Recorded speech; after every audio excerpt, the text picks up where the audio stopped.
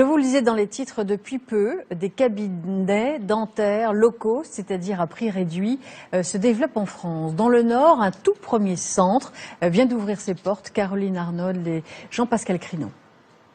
Pour vendredi, donc, on a des consultations de nouveaux patients. Le centre dentaire n'est ouvert que depuis 2 semaines, mais déjà le planning est bien rempli. Dans ces locaux, pourtant un peu à l'écart de la ville, Dentifrice attire, grâce à quelques articles dans la presse, le bouche à oreille et surtout des tarifs défiant la concurrence. 28. On est conventionné secteur 1, donc on applique les tarifs sur les actes nomenclaturés qui sont les plus bas possibles. Et puis sur les actes hors nomenclature, comme par exemple la chirurgie, on applique des tarifs assez intéressants pour le patient. Moins 40% en moyenne pour des implants ou des prothèses. Dans un centre qui, s'il propose tous les types de soins, c'est tout de même spécialisé dans les maladies des gencives. Résultat, pour l'instant, la plupart des patients viennent ici demander un devis.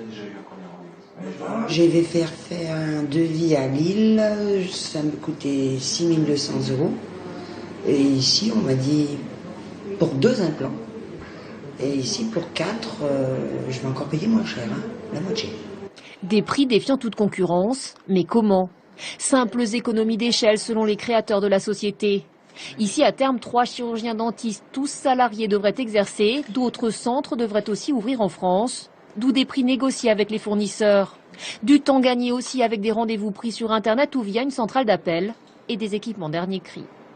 Les outils diagnostiques qui sont ici nous permettent d'aller très vite, d'être en discussion directe avec le laboratoire par exemple. Donc là on gagne du temps.